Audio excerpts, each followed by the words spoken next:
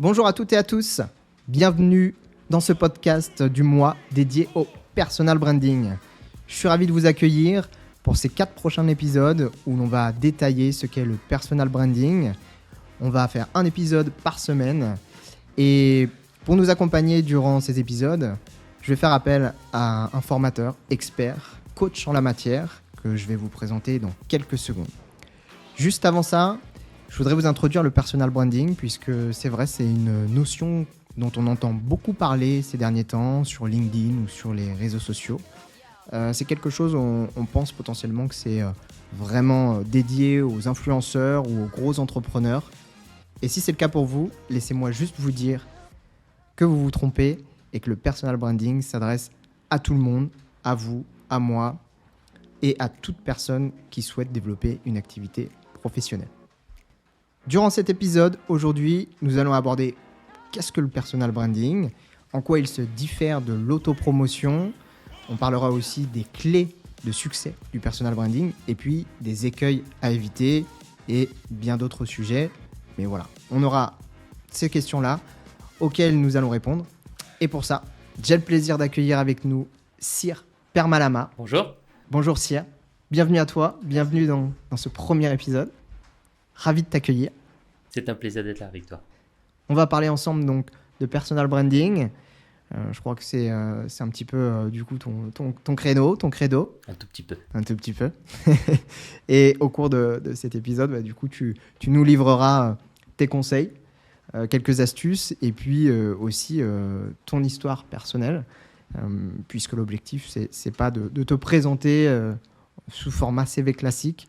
On va te laisser la parole, t'exprimer et au fil de ces 4 épisodes, tu pourras justement nous décrire un petit peu, toi, comment tu mets en place aussi ce personal branding pour toi, puisque comme toute notion, c'est toujours bien de se l'appliquer d'abord à soi-même avant de pouvoir en faire profiter les autres. Je pense que tu es d'accord ? Totalement.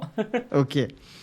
Eh bien, maintenant qu'on a posé les bases, je vous propose d'aller droit au but. On rentre dans le vif du sujet. Avec plaisir. Allez, c'est parti. Première question, Cyr. Qu'est-ce que le personal branding pour toi en quelques mots ? Concrètement, la finalité du personal branding, c'est l'art de se vendre. Après, c'est appliquer des notions de marketing à soi. Donc, en gros, le personal branding, c'est le marketing de soi en bon français, ou la marque personnelle. Ouais. C'est l'idée de se vendre dans l'idée d'offrir quelque chose, d'être utile aux autres personnes, que ce soit de manière professionnelle, que ce soit de manière individuelle, ou également dans son métier qu'on exerce déjà. Ok, très bien. Ça me va. C'est plutôt clair comme définition. Effectivement, on l'a gardé en anglicisme, personal branding, et c'est bien aussi de le franciser.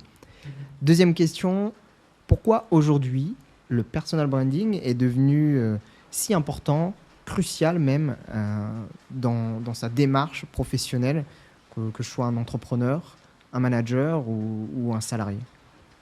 Le phénomène qui se passe est assez intéressant, puisque le marketing de soi, le personal branding a existé et existe depuis que l'homme existe, j'ai envie de dire. À tout moment, on a eu envie d'être utile à la société, de contribuer à quelque chose, et donc on doit valoriser ce qu'on offre et ce qu'on peut apporter. Donc ça, c'est du personal branding. Aujourd'hui, on est en quête de sens, on a la possibilité de faire ce qu'on a envie avec ce qu'on a. Et on oublie souvent à un certain moment que faut faire déjà avec ce qu'on a avant de vouloir faire tout ce qu'on peut et tout ce qu'on veut.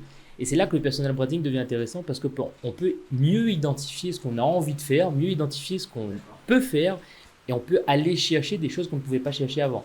Par exemple, dans les métiers, avant on l'héritait plutôt de nos parents. On reproduisait un peu ce que nos parents faisaient. Si nos parents étaient fonctionnaires, on avait envie d'être fonctionnaire. Aujourd'hui, on a la liberté de choisir.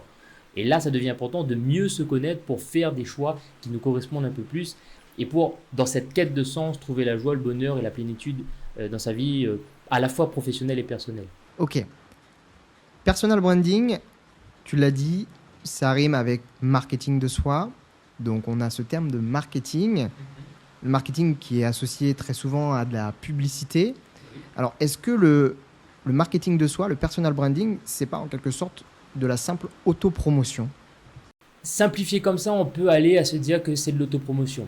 Par contre, c'est le terme promotion qui est intéressant là-dedans. C'est que la promotion, c'est soit quand on est valorisé pour quelque chose, donc on a une promotion dans son métier, soit alors on fait une promotion sur quelque chose, c'est-à-dire qu'on réduit la valeur pour plus le vendre en quantité. Ou alors on fait la promotion de quelque chose, c'est-à-dire qu'on en parle au maximum de personnes. Ça veut dire que dans l'autopromotion, c'est qu'on fait soi-même tout ça. On se dit soi-même, j'ai une valeur supérieure, mais en même temps, je diminue la valeur. Donc, il faut choisir la bonne définition de la promotion. Et c'est là que le personal branding intervient. C'est quand on arrive à mieux choisir, on choisit mieux ses mots. L'autopromotion, bien sûr, c'est un des moyens de communication en finalité, en fin de travail qu'on a sur le marketing de soi. Mais ce n'est pas le but, parce qu'il faut différencier la communication, qui est la forme du message qu'on va faire passer aux gens, et le marketing, qui est le fond de ce qu'on va communiquer aux gens. Oui, effectivement. Je suis d'accord avec toi. C'est vrai que même moi en formation, cette notion de marketing et de communication, cette distinction entre les deux, elle est importante. Et effectivement, la manière dont on va faire la promotion, donc la manière dont on va communiquer, elle peut être plus ou moins directe, plus ou moins intrusive. Après, effectivement, j'imagine que chacun peut choisir sa manière de faire son personal branding. On aura l'occasion d'y revenir. Du coup, si je ne connais pas les bases du marketing, est-ce que je peux quand même développer ce personal branding ? Tout à fait. Il n'y a pas besoin de connaître tous les outils du marketing pour faire du marketing de soi. Parce qu'il y a une notion qu'on oublie souvent dans le marketing de soi, c'est soi. Donc on démarre avec qui on est, avec ce qu'on a. Et on va chercher au fur et à mesure les outils qui vont nous permettre de mieux comprendre, de mieux cerner, de mieux proposer et de mieux qualifier notre offre si on doit parler en termes d'entreprise. C'est ça qu'on fait en marketing. Et là, pour soi, on peut démarrer avec ce qu'on a et au fur et à mesure aller chercher des outils. On vient d'évoquer le lien entre marketing et personal branding. Si je suis quelqu'un qui n'y connaît rien en marketing, je suis novice, est-ce que je peux tout de même démarrer une stratégie de personal branding ? Et si oui, quels seraient les 2 ou 3 éléments par lesquels commencer pour faire ça ? J'ai envie de te répondre, je vais te répondre oui, parce que de toutes les manières, à un certain moment, on doit communiquer sur ce qu'on fait, sur ce qu'on offre, si on a envie de monter en compétences, si on a envie d'avoir des nouveaux postes, si on a envie de créer une entreprise, ou si on a envie de mieux manager son équipe. Il faut que ça transpire en fait de nous-mêmes ce qu'on est. Donc il faut se poser la question comment démarrer, se poser la question qui je suis. Qu'est-ce que j'ai fait dans ma vie, qu'est-ce que j'ai envie d'offrir au monde. La deuxième chose, c'est comment je le communique aujourd'hui et comment je pourrais mieux le communiquer. Donc on est sur le début et la fin en fait du personal branding. Qui je suis, c'est le départ. Comment communiquer, ça vient à la fin. Et en fait, c'est comment je peux façonner cette image de moi qui est ce que j'aimerais atteindre. Ouais, cet idéal un petit peu. Exactement. Un idéal qui est atteignable à mon sens à partir du moment où l'objectif est ce qu'on appelle SMART. Si je résume un petit peu, donc la première étape, c'est vraiment faire un petit peu une introspection. Qu'est-ce que j'ai pu faire ? Quelles sont les différentes voies que j'ai pu explorer à titre personnel ou à titre professionnel ? Peut-être aussi aborder les valeurs qui me sont chères ou en quelles je crois. Est-ce que ça part vraiment de ces éléments-là ? Totalement. Les valeurs, c'est un peu nos pierres précieuses qu'on a en nous et qu'on a cachées, qu'on ne veut pas montrer parce que c'est notre trésor. Et pour le faire fructifier, à un moment, il faut les cultiver, il faut les partager. Je dis pierres précieuses, mais ça peut être également des graines qu'on a plantées en nous et aujourd'hui, il faut les faire développer, les arroser correctement pour en récolter les fruits à un certain moment et pour partager ce fruit-là avec d'autres personnes. Ouais, très belle image. J'aime beaucoup l'image des graines qui vont ensuite éclore et qu'on va laisser infuser, diffuser auprès de la communauté, auprès du monde. Voilà. Toi qui formes des personnes à développer leur marque personnelle, est-ce que tu as vu s'immiscer des erreurs communes à ceux qui souhaitent débuter et qu'est-ce que tu pourrais leur dire de faire, si c'est le cas, à nos auditeurs, justement, pour justement qu'ils gagnent du temps et qu'ils mettent en place là où les bonnes actions tout de suite. D'accepter de redémarrer. Régulièrement, je rencontre des personnes qui me disent « Ah, mais je ne vais pas redémarrer qui je suis, etc. parce que je l'ai déjà fait, c'est pas intéressant. Je veux tout de suite le contenu, la stratégie, comment je suis sur les réseaux sociaux. » Les réseaux sociaux, c'est qu'un reflet de ce qu'on est dans la réalité. Imaginez que je communique quelque chose sur les réseaux sociaux que je ne suis pas. Ça devient tout de suite déconnecté, ça devient tout de suite dissonant. Et là, c'est compliqué.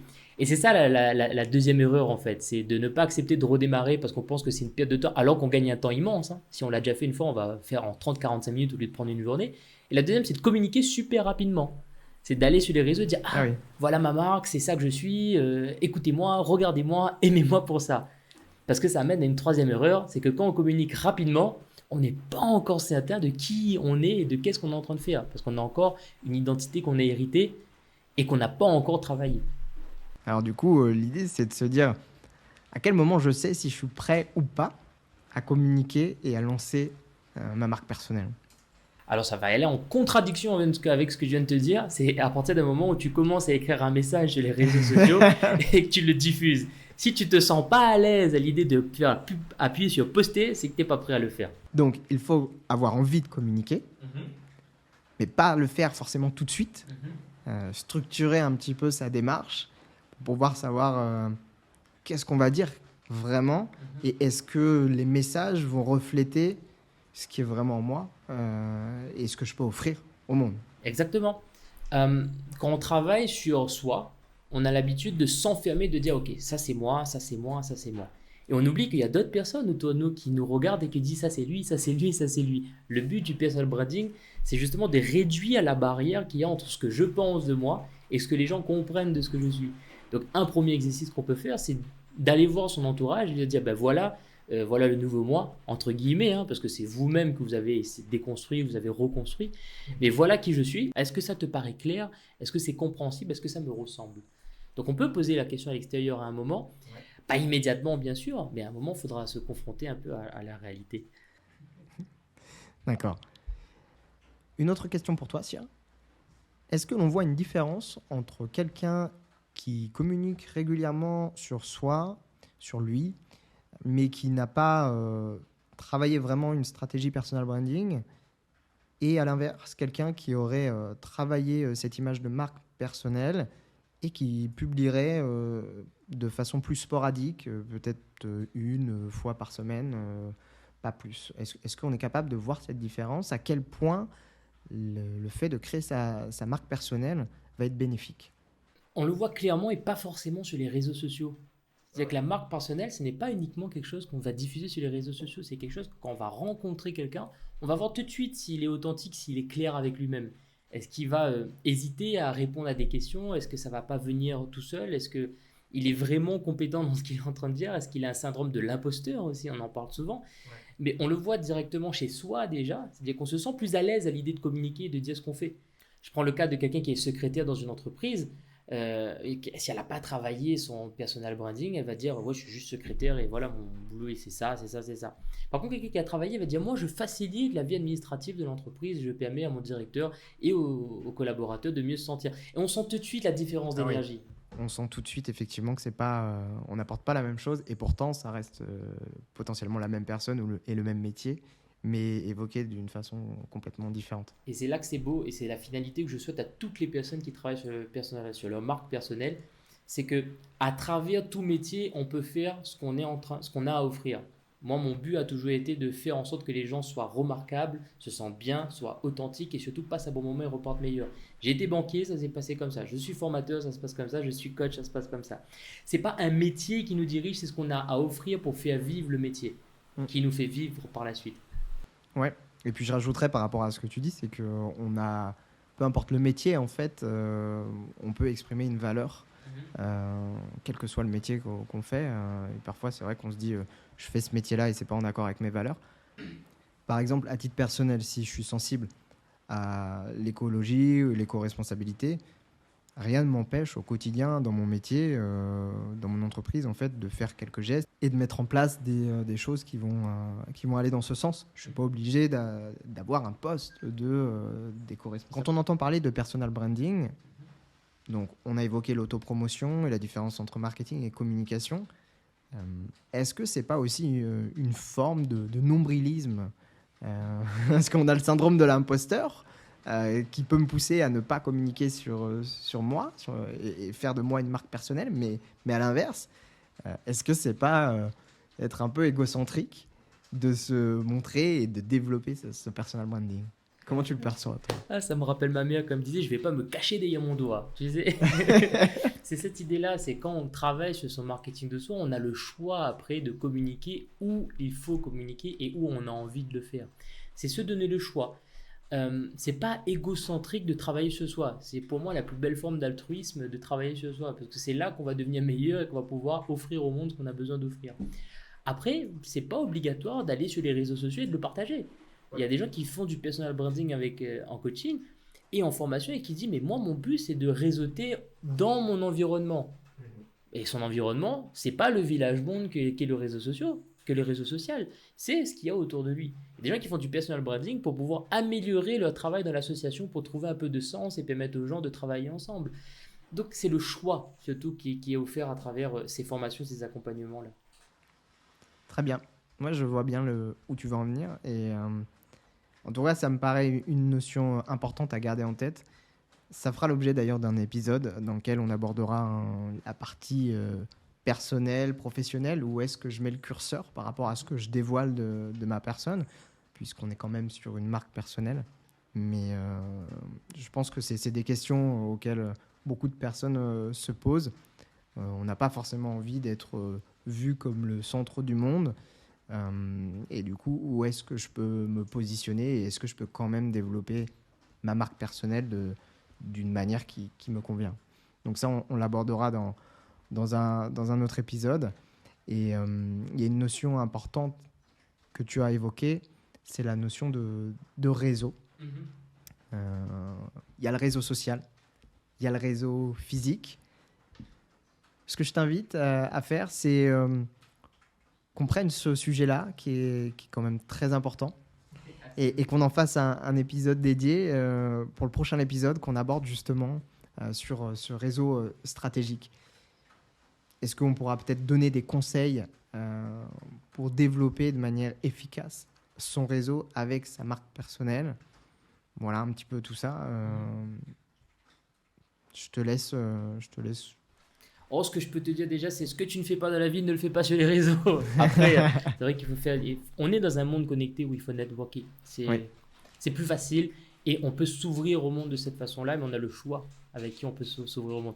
Mais je t'en reparlerai avec grand plaisir. Oui, on peut s'ouvrir au monde, mais effectivement, il y a des conflits intergénérationnels, on le sait. Il y a des générations qui sont nées avec un smartphone dans la main, et il y en a d'autres qui l'ont découvert, et il y en a d'autres qui font des rejets des réseaux sociaux, mais pour autant, le personal branding n'est pas réservé qu'aux geeks ou aux digital natives.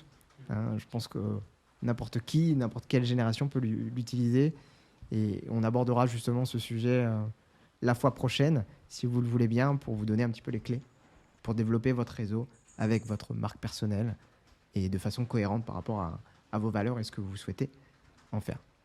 Avant de vous laisser, pour finir cet épisode, Cyr, est-ce que tu aurais un petit exercice à proposer à nos auditeurs pour qu'ils le réalisent et qu'ils commencent justement à travailler leur marque personnelle avant d'en savoir plus la semaine prochaine?